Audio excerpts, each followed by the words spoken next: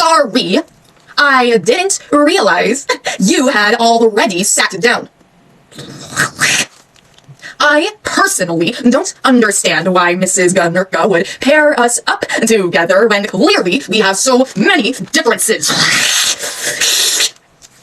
Anyways,